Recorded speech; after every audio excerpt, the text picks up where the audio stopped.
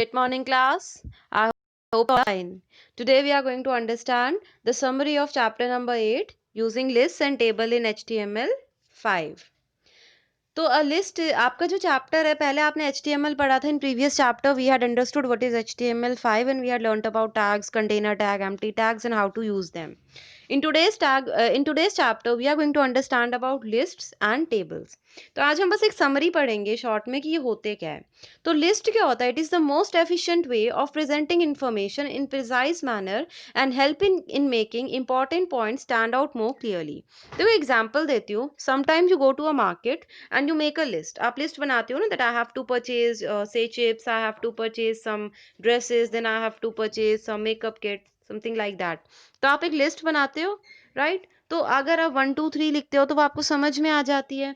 तो कंप्यूटर में भी लिस्ट यही है. ये एक मेथड है, वे है जिससे आप प्रेजेंट करते हो इंफॉर्मेशन एक प्रिसाइज मैनर में और इंपॉर्टेंट डिसीजंस ले पाते हो उनके रिगार्डिंग.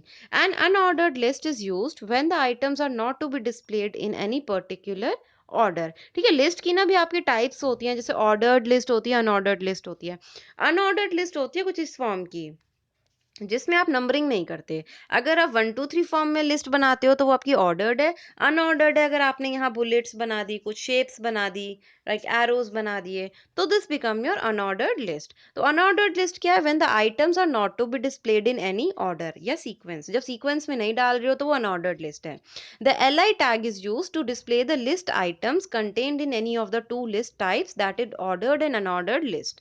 ये हम जब डिटेल में करेंगे then we are going to understand. एक टैग होता है एल आई का मतलब होता है लिस्ट आइटम. ठीक है, तो तो जो भी आपको लिस्ट आइटम शो करनी होती है ना, कि मेरे को पहले एक पेयर ऑफ जीन्स लेना है, then I have to take से spectacles, then I have to purchase some books.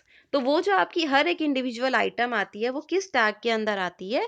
L I tag के अंडर इनक्लोज होती है. So the ordered list is use to display list of items in a specific order. अगर order शो करना है तो that is your ordered list. अगर आपका कोई ऑर्डर नहीं है तो that is your unordered list.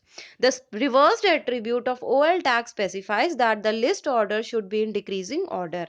अगर आप रिवर्स ऑर्डर को शो कर देते हो तो इसका मतलब है आपकी जो लिस्ट है वो डिसेंडिंग ऑर्डर में है. A nested list is a list is inside any other list. अगर कोई लिस्ट के अंदर भी एक लिस्ट आ रही है तो उसको आप क्या बोलोगे? Nested list. And last is your tables. Tables are an attractive way of presenting information in the form of rows and columns.